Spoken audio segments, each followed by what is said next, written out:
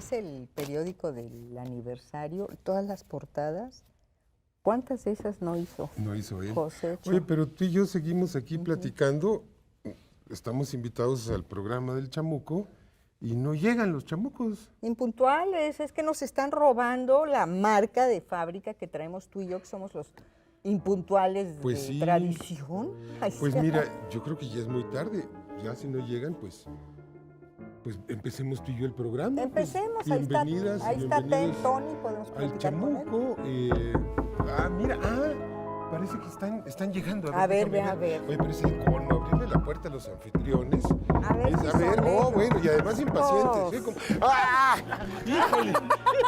¡Híjole! Oigan, esto, de 10 en 10, ¿no? Tranquilos. Les ¿Eso surgía está llegar. permitido? ¡Órale, felicito! ¿Cómo estás? Querido rapero. Oye, Perdón por la entrada tan... Oye, pero si los impuntuales somos nosotros. No, a ver, siempre. ustedes llegaron antes y eso también es impuntualidad. No, Sí, es cierto, llegamos es a cierto. tiempo. Nosotros tenemos el monopolio de la legítima tardanza. Perdón por llegar a esta ¿Qué es eso? hora, no pudimos llegar después. Oigan, qué bueno que nos invitaron a nuestro A programa. su programa, Muchas sí, ustedes gracias. siéntanse en casa. Bienvenidos a la Verna. Blanche, Petrich, Pedro Miguel, dos nombres que son Legendario. legendarios dentro de la jornada. Pero hay otro nombre que también es legendario dentro de la jornada. Y que hace unos días cumplió su primer aniversario luctuoso, que es Josécho. Y ustedes lo Josécho, conocieron bien. Yo la verdad es que tiene relativamente poco que entre en la jornada y no lo traté mucho. Sí, pero ustedes sí. Sí, se trataron bastante. Sí, ¿cómo sí, no, no? pero no como ustedes. Claro. Bueno, nosotros entramos en el precámbrico y tú en el cámbrico, pero a estas alturas no se nota mucho, ¿eh? Yo soy el Ringo de los moneros. Entonces, yo entro después. Pero, ¿qué recuerdan ustedes de Josécho? Mil cosas. Sí, mil cosas. Bueno, él, un hombre muy conocido, no es porque él desde que se incorporó como editor en jefe del periódico prácticamente, el que lleva el timón, los que están detrás de bambalinas, sus nombres no se publican tanto, Cierto. ¿no? Aunque el sello lo dejan día a día, ¿no? Las decisiones de cómo va la cabeza, de cómo se jerarquiza la información y tal, y la disciplina interna y cómo se trabaja. Es la conducción de todo este hormiguero que es un periódico. Entonces, bueno, para nosotros era un tronco, ¿no? El tronco del periódico, pero quizás para los lectores el nombre Josécho Saldúa no suena tanto.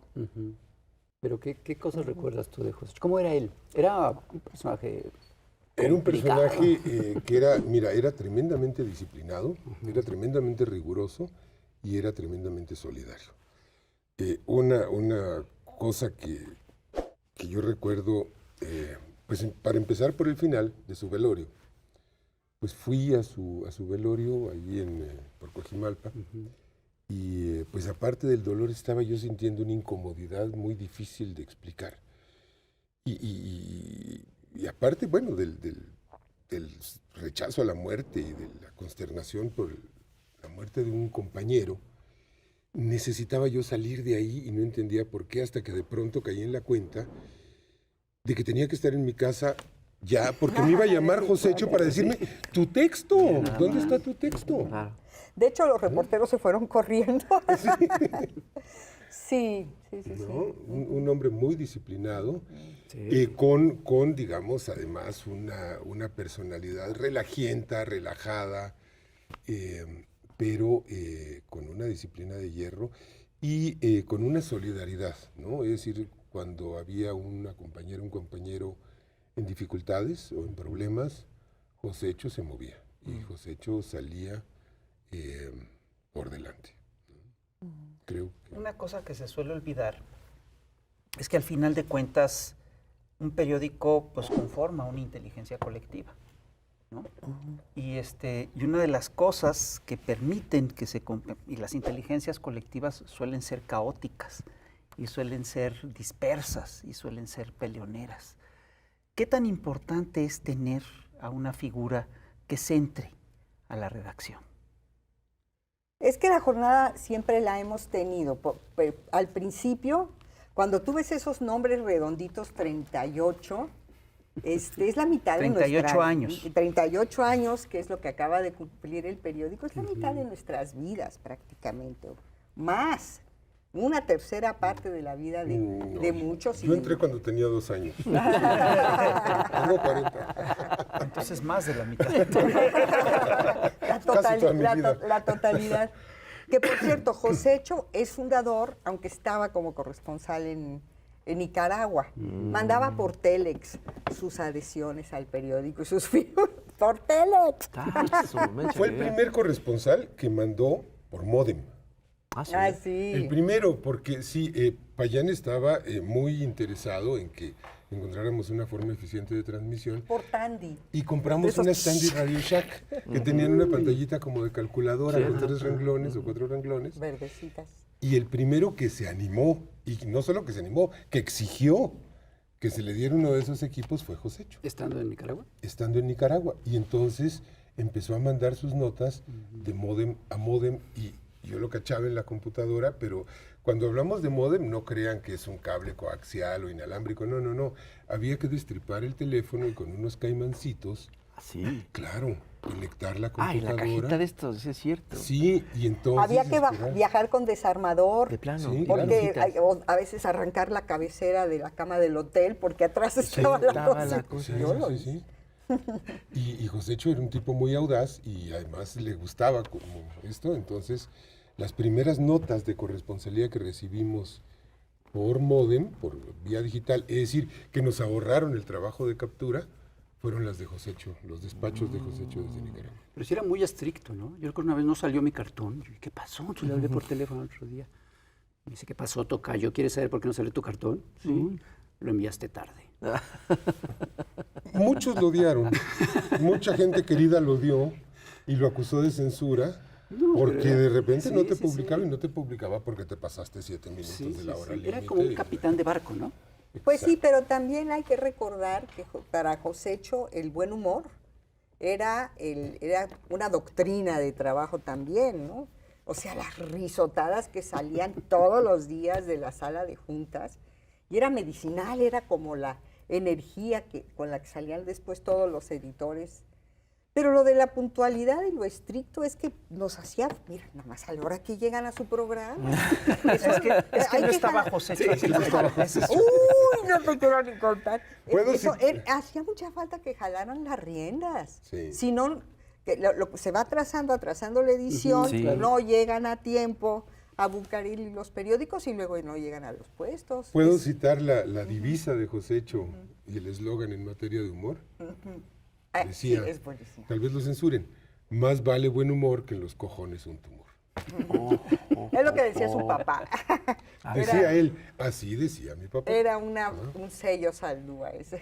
Sí, ¿De dónde era Josecho? Era de Elizondo, Ándale. del País Vasco. Por Mira. eso decía que era aldeano, Ya. no pueblerino, porque el Isoldo es un cachito así. Ah, Josecho, mira. ¿a qué te suena Josecho? Sí, totalmente, sí. Pero él también era un apasionado del fútbol y escribió, ¿no? Mucho tiempo sobre fútbol. Escribió mucho tiempo sobre fútbol. De deportes en general. Sí, sí, sí. Era de béisbol, de tenis. El béisbol le agarró la afición en Managua, porque en Centroamérica es el Claro. deporte. Fíjate, es decir, el caso de Nicaragua es un caso bien interesante porque Nicaragua fue, de hecho, el último proceso revolucionario de todo un ciclo de revoluciones en América Latina, ¿no? Y Independientemente de lo que... independientemente de hasta lo ahora. que después El último ocurrió. triunfante, digamos. El último ¿no? triunfante, sí. Ujú. Y es curioso porque Josecho se va como corresponsal inmediatamente a Nicaragua y él vive todo el proceso nicaragüense, entra a los grandes debates, ¿no? Fue una decisión profesional, pero también fue una decisión política, porque Josecho, hay que decirlo, era un militante de las causas de los pueblos. Y como militante de las causas de los pueblos, sufrió exilio, fue trashumante, anduvo por el mundo. Y su decisión de ir a Nicaragua a mí me parece que es la decisión de ir a donde están ocurriendo las transformaciones más importantes en ese momento en el continente, ¿no? Es que a nosotros como generación una generación anterior tuvo la Revolución Cubana como inspiradora. Nosotros efervescíamos de entusiasmo con las revoluciones centroamericanas, que no fueron. Pero fíjate que también Nicaragua nos deja ver un rasgo bien importante de Josécho. Él se fue con toda esa oleada y todo el entusiasmo y el compromiso con las causas, como tú dices. Pero nunca desistió, digamos, del espíritu crítico del periodismo.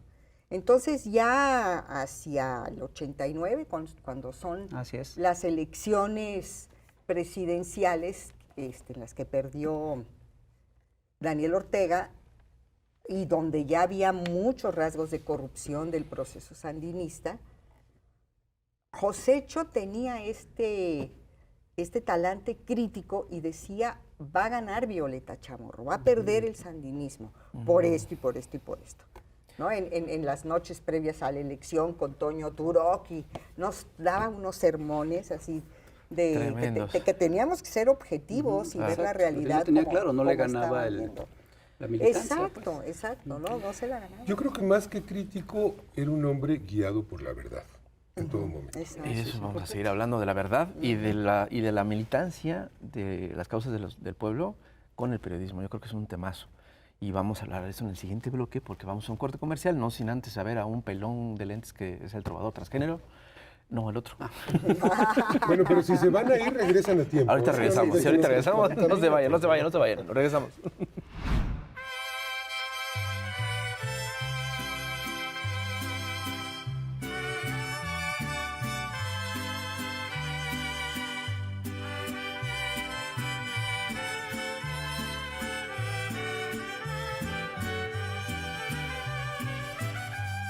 Me cansé de engañarle, me cansé de mentirle, pues yo sin fake news de audiencia muero.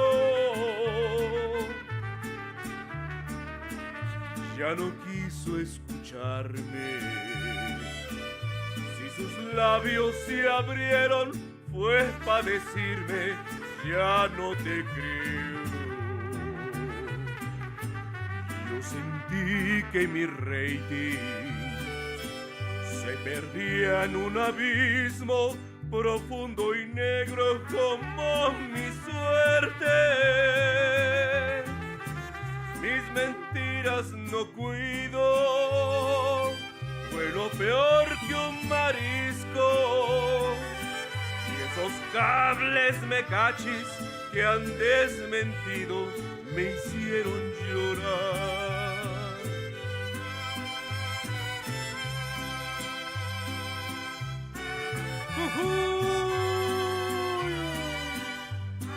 Mentirosa.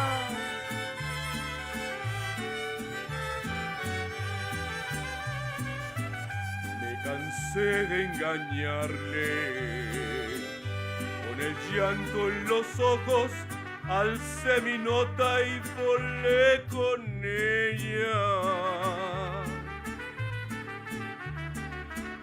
No podían ya creerme, era el último brindis de un periodista que está en la ruina. Ya todos me callaron, de mi mano sin fuerza cayó mi nota sin darme cuenta. Ya no quise excusarme ante tanta tristeza, pero ya estaba escrito que aquella noche perdiera el pudor.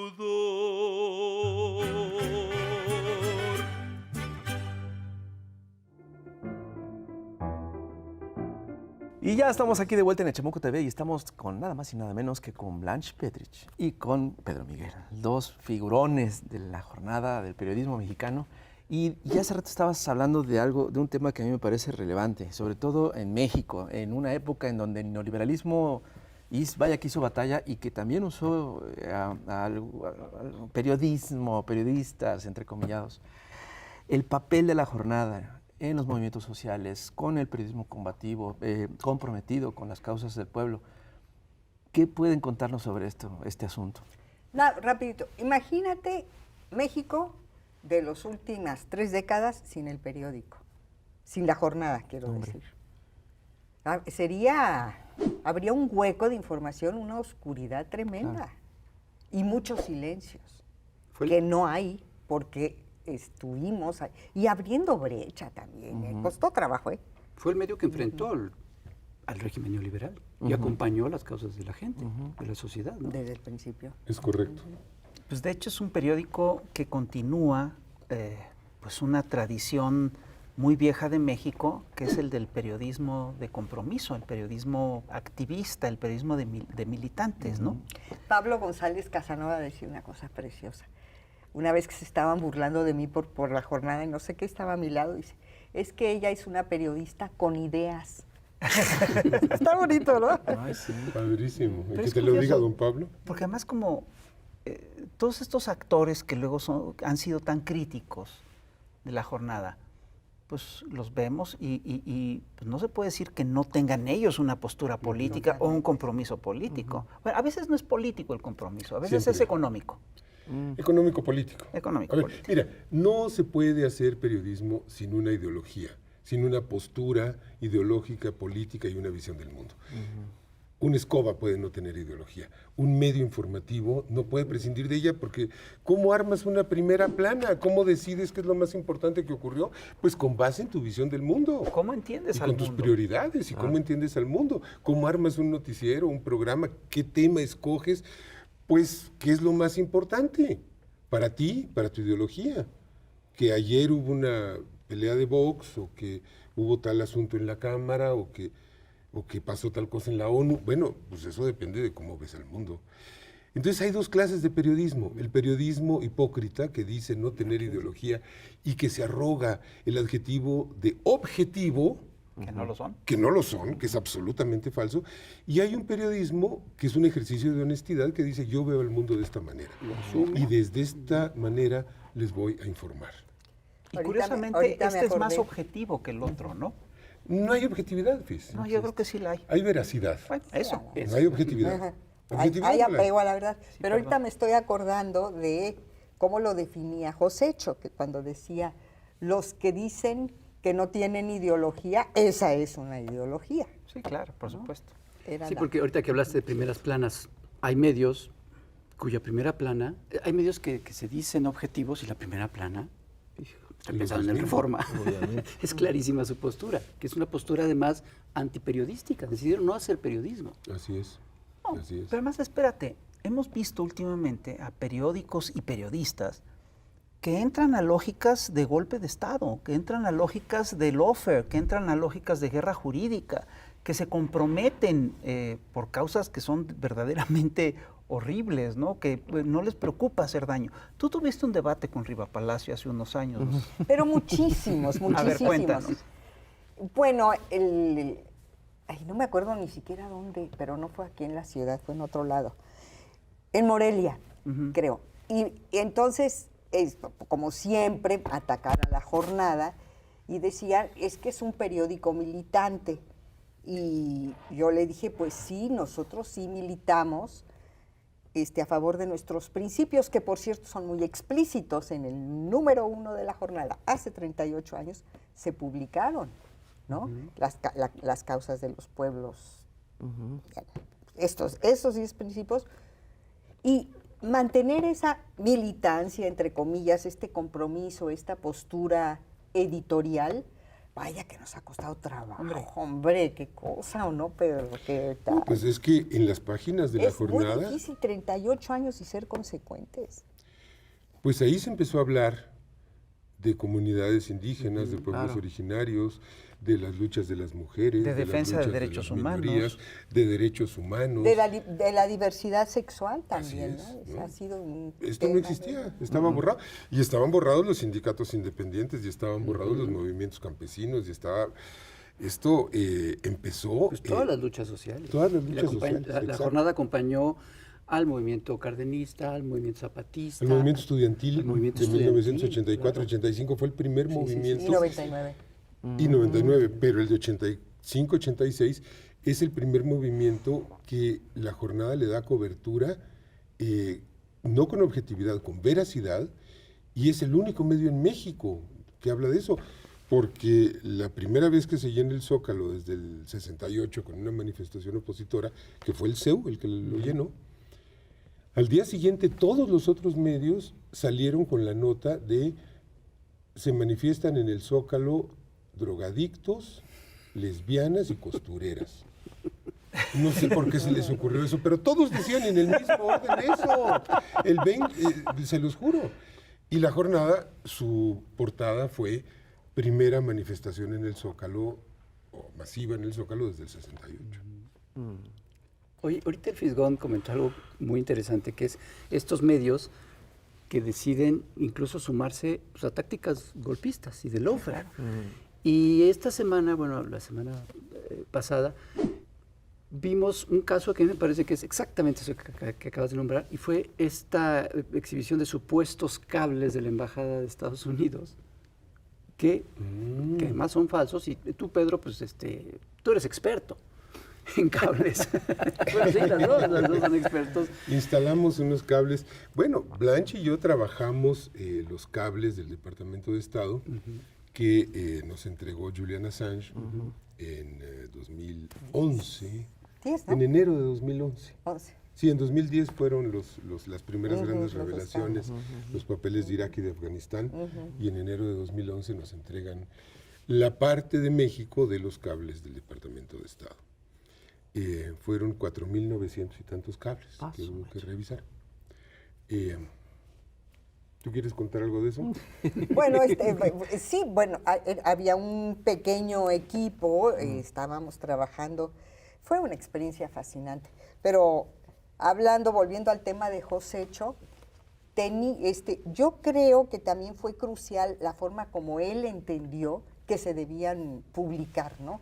La forma como nos orientaban, y ahora búsquenle por acá, ahora búsquenle por allá, y cómo lograba que se reflejara en la primera plana, en el tamaño, ¿no? que se le asigna a cada nota, la importancia de estos cables, y logramos, estuvimos durante meses hasta que el lector se aburrió literalmente, porque todo era un poco distintos aspectos de la forma de injerencia, intromisión, intervención, burla y respeto de Estados Unidos a la soberanía mexicana, y sumisión y entrega, y bueno, el periodo de Calderón fue... Pero Josecho orientó la energía del periódico a ese esfuerzo informativo. Estaba entusiasmadísimo. Estaba entusiasmadísimo. Subía y bajaba 10 veces cada tarde al War Room. Y yo les confieso abiertamente, encerrados. sí, yo les confieso abiertamente mi cobardía. Yo sí le dije a Josecho, oye, tengo miedo. Pues a mí sí me daba miedo estar manejando esa información, y me dijo, todo el periódico está detrás de ustedes. Eso fue muy importante. Bueno, pues eso, entonces con esa experiencia, pues ahora vimos un cable maravilloso que sacó Héctor de Mauleón. Se han mejorado mucho las imprentas de Santo Domingo, ¿eh? Es increíble que ya puedas tener acceso a los cables de la Embajada de Estados Unidos a través de esos pequeños negocios, ¿no? De esas microempresas. ¿Tú crees que eran falsos? Mira, Bueno, perdón. Bueno, no Pedro Miguel, el embajador. el que dicen que los firmó Este, dice que son falsos. A ver, imagínate un papel que está lleno de sellos que dicen soy auténtico, soy auténtico, soy auténtico. Hay algo raro ahí. Ya de entrada ya hay algo raro. Incluso creo que tienen un holograma pegado, así como los que te dan en la verificación vehicular, o los que Es salen... como de programa del Superagente 86. Pero esto se da dentro del contexto de una lucha judicial por la transición en Tamaulipas, ¿no? Que es un caso complicado, ¿no? Pues aquí seguimos en el cotorreo, aquí en el Averno, atrapados ya sin salida, hablando hoy de la jornada, el periodismo con causas, y de Josecho Josecho Saldúa, el capitán mayor que estuvo conduciendo durante tanto tiempo el periódico desde las cavernas. Está Pepe Monero Hernández, Rapé, el Fisgón Barajas y como te decía Pedro Miguel, como te decía José Echo, Petrus. Oye, Pedro, pero estabas hablando de lo de estos cables apócrifos. Bueno, viene muy al caso Santo Domingo porque ahí quemaban a los herejes. Ándale. No, ahí estaba la Inquisición, los quemaban en la Plaza del Volador, en lo que es ahora la Alameda. Pero ahí estaba la Inquisición y, mira, hay cosas que tienen que ver con lo inquisitorial y la fabricación de este cable tiene que ver con ello, es decir, se decide una persecución, se decide una ofensiva y entonces empiezan a fabricar pruebas, empiezan a fabricar imputaciones. Este cable es absolutamente insostenible, pues es un chiste, ¿no? Y se usa a periodistas. Ajá. Para esto. Se usa periodistas, ¿para qué? Para buscar la persecución judicial de alguien que ganó una elección a pesar de todos los fraudes que se hicieron en Tamaulipas, que es Américo Villarreal. Entonces se busca fundamentar, darle fundamento, darle carne a algo que es totalmente inexistente, hasta donde sabemos, ¿no? Que es un vínculo con el narcotráfico. Esto se intenta desde un gobierno saliente acusado hasta por su mamá de tener vínculos con el narcotráfico. Hasta en ¿no? los cables verdaderos. Hasta en los cables Wikileaks, verdaderos, ¿no? Que definía a Tamaulipas en términos de corrupción y violencia, the worst of the worst, lo worst peor of de the lo worst. peor. Con una fama de gobernadores que en fuga. Sí. O sea, casi todos así, todos los gobernadores en Casi fuga. todos están guardados Sí. o andan paseando por el mundo. Entonces, de pronto aparece de la nada este cable y una foto y este individuo, Héctor de Mauleón, lo da a conocer con bombo y platillo, ¿no? Bueno, cualquier periodista serio sabe que eso lo tienes que verificar y además el papel de veras da lugar a sospechas porque sí es muy Mr. Bean, muy agente 086. Si es que de veras ¿no? quieres hacer periodismo. Si es que si quieres no hacer es periodismo, claro. No, espérate, pero la segunda parte de esta historia es que sale después la información de que hay una suerte de orden de aprehensión contra este personaje. Entonces, fíjate qué coincidencia, la orden de Contra el aprehensión, gobernador electo. cómo la armaron tan rápido para con esta información, en fin, o que es coincidente, o bien estamos ante un caso pues, de manual, ¿no? De cómo se hace una guerra judicial, ¿no? Que es la guerra judicial se hace con un brazo mediático y con un brazo jurídico, ¿no? Hay algo más revelador, A ver. que es el gobierno de Tamaulipas suelta la filtración de que hay orden de aprehensión contra Américo Villarreal y otro, creo, el senador José Narro, bueno, ese no puede ser aprendido porque tiene fuero, que es al que acusa directamente este cable telefónico, no sé de qué. Pero fíjate, en cuanto el supuesto autor del cable, que es el embajador Ken Salazar, dice, eso ni es mío, ni es de mi país, ni es de mi oficina, entonces el gobierno de Tamaulipas dice, no hay órdenes de aprehensión. Pues no, pues ¿en qué las van a fundamentar, chavos? O sea, a ver. Eso está bonito. Eso es precioso, ¿no? Es un lofer fallido. Desestiman la información, pues ni modo que le estimaran. Oigan, pero ¿en qué cabeza cabe prestarse a eso? Ajá, y salir ilesos. Uno como periodista sabe que pues, tu prestigio, tu credibilidad está ahí en juego. ¿Cómo lo haces? Bueno, ¿Por pero qué es lo que haces? Eso no es periodismo. Es que es su causa. Eso no es Eso, periodismo. Son periodistas con causa, pero con otras causas. Otras causas. Pero yo sí creo que lo que dice Blanche es correcto. Ellos creen en todo ese universo, creen en todo ese mundo y cualquier información que se las refuerce para ellos es verídica porque ellos ya creen en eso de entrada, ¿no? ¿Cómo no? Es el viejo chiste, ¿cómo no va a ser cierta esta información si refleja todo lo que yo pienso? Está de acuerdo ¿no? a lo que yo creo. Y ojo que no es periodismo crítico. No. El periodismo crítico es otra cosa. Se revisa. Sí. Claro, es que Sí. aunque sea algo en lo que tú crees, pues lo confirmas, Exacto. lo revisas, Sí, buscas, claro. ¿no? O sea, bueno, no hay rigor profesional, digamos. Pero no hay rigor profesional. Es que yo sostengo que esto no es muy periodismo que digamos. Yo creo que esto se llama propaganda. Sí, claro. Se llama propaganda y llevamos 4 años, y si mucho me apuran, quizá llevamos desde 2006, sometidos a un bombardeo propagandístico Pero además de propaganda descrédito. de la mala, pues, porque ni siquiera se asume como tal, sino la disfrazas, es hipócrita. Yo creo que no llevamos desde 2006 en eso, llevamos décadas en eso. Es Y lo que correcto. ocurre es que simplemente hay todo un aparato mediático que respalda todas estas cosas. Yo sí creo que tú hiciste una muy buena pregunta, es decir, ¿cómo creen cómo se atreven a hacer esto de manera impune? Es que llevan décadas haciéndolo.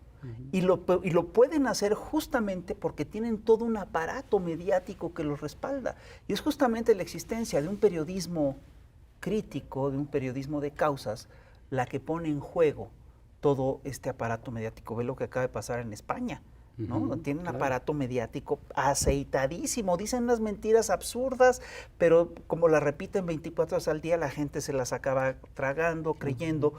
Y bueno, eso es un poco el periodismo del que venía también huyendo Josécho. Es una definición del periódico. Nosotros estamos también con la causa de la lucha de los pueblos por su independencia, así sea Cataluña, como tu adorada madre, ¿no? Así es. Puerto Rico, en su momento, que esta lucha está muy apagada ya, pobres, ¿no?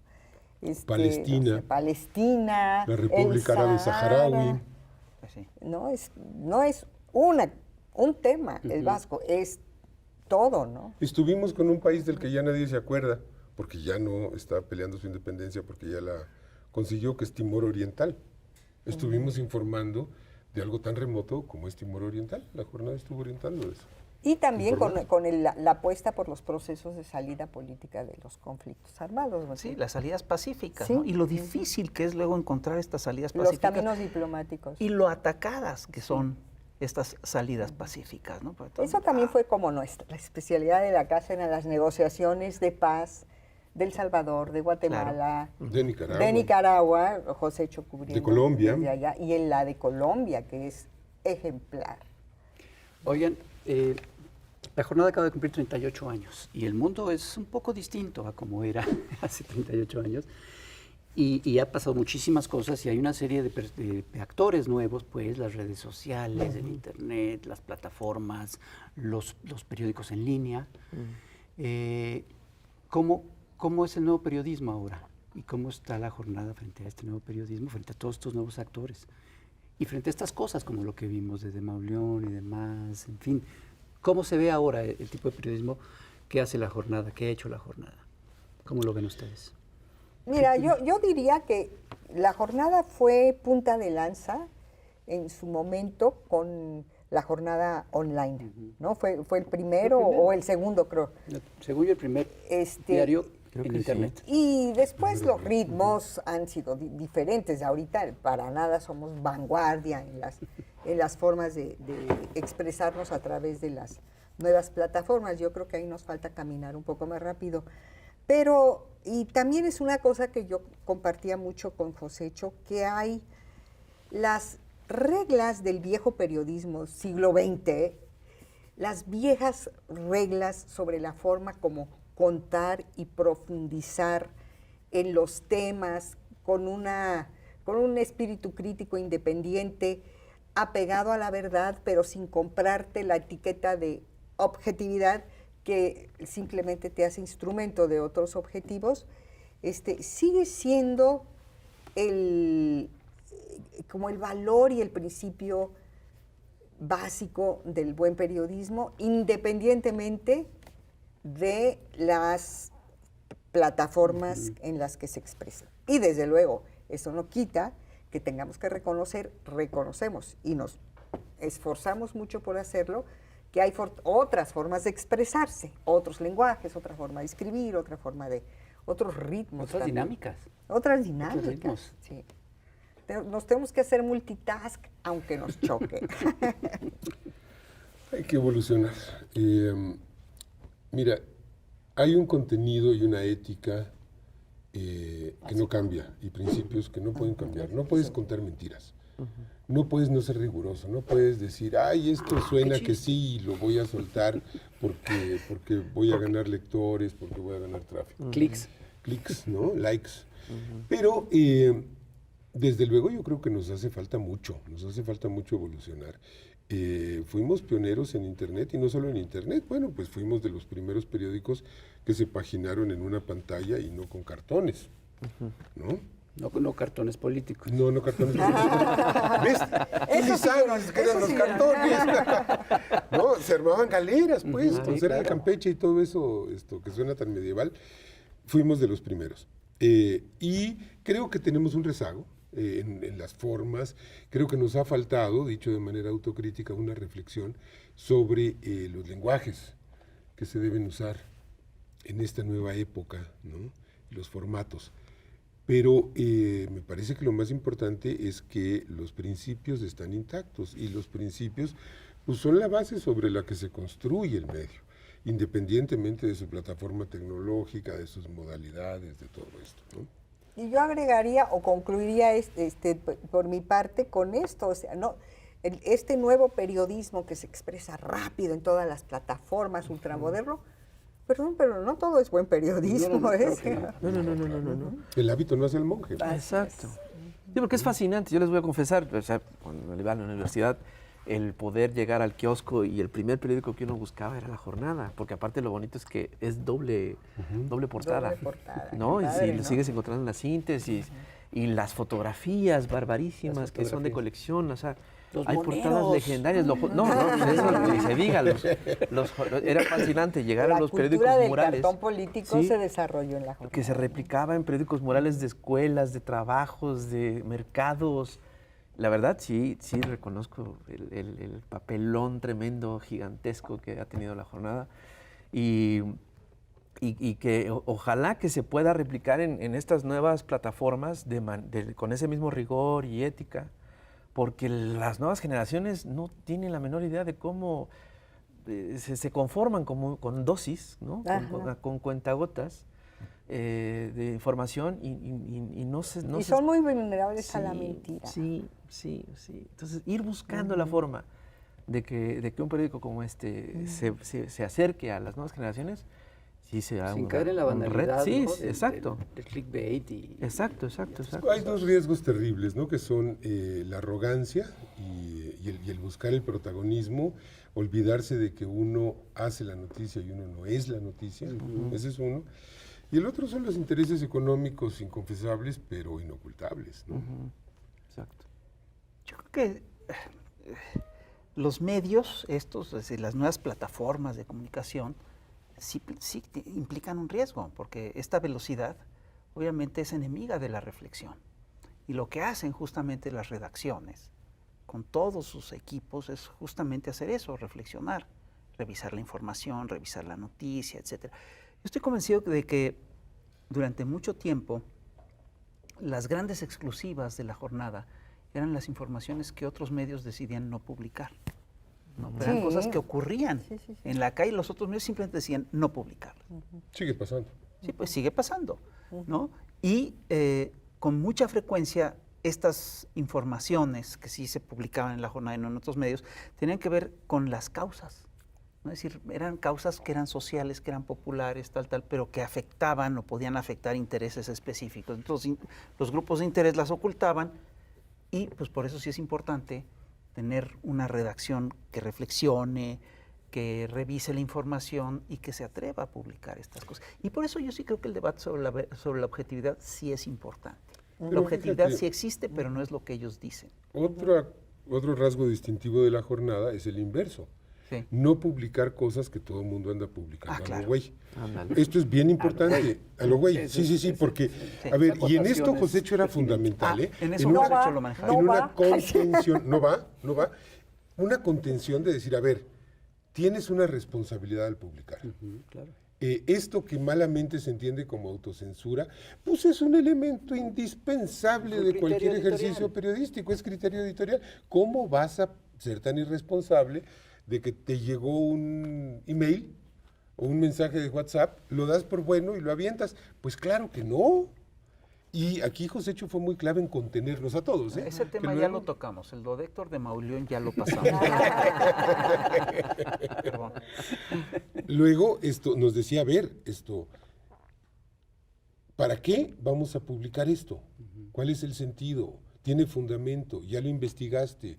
¿Estás seguro? ¿No? ¿A quién estás afectando? ¿Estás cometiendo una injusticia? ¿A quién estás apoyando? ¿A quién estás apoyando? ¿A quién le estás haciendo para el eso juego? él tenía un olfato. Tenía una tremendo, inteligencia sí. terrible, sí. Sí. Y entonces, con esto que dicen, ¿se siente la ausencia de Josécho? Ay, bueno, yo lo extraño mucho, la verdad. Sí, sí se siente. Pero en el diario, de alguna manera yo creo que lo que él deja pues se mantiene, pues, ¿no? Estos criterios editoriales. Escuela. Escuela hizo, sobre todo en los reporteros, yo creo que sí. Mira, pues todos, mal que bien, nos acabamos muriendo, pero hay equipos, hay instituciones, hay proyectos que persisten, pues, ¿no? Josécho fue fundamental en todo lo que aportó durante décadas a este proyecto. Yo creo que es de los fundamentales, junto con Carlos Payán y Carmen Lira, en el enriquecimiento y la consolidación y el estilo de trabajo. Y ese estilo y esa manera de trabajar, pues se mantiene. Y con estos cambios que se están dando en la forma del periodismo, no en el fondo, como bien dices, lo básico es lo importante, pues, pero estos cambios que se dan en los estilos, en las formas, ¿ustedes son optimistas o pesimistas frente al futuro del periodismo? No, yo sí soy optimista. En las nuevas generaciones, dentro y fuera del periódico, estamos viendo un empuje fantástico también de otras formas de hacer periodista, y me vienen a la mente, no sé, 10 nombres, sobre todo de chavas, Sí. que muy rompedoras, ¿no? Daniela Pastrana, Marcela Turati, Lidiet Carrión, Daniela Alina Rea. Duarte. ¿Quién? Alina. Alina, ¿no?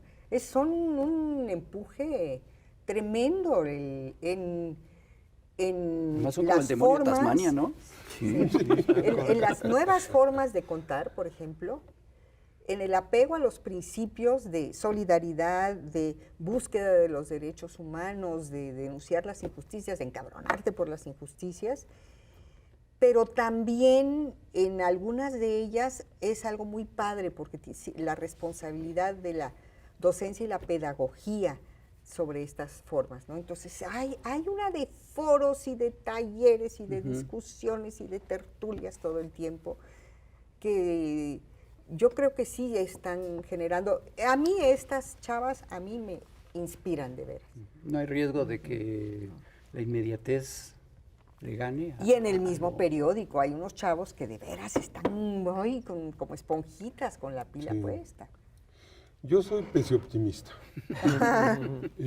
Comparto todo lo que dice Blanche. Me entusiasman mucho las chavas y los chavos que se incorporan al periodismo, pero también veo peligros, veo el peligro del protagonismo, de la arrogancia, de confundirte con figura del espectáculo. Se ha borrado mucho.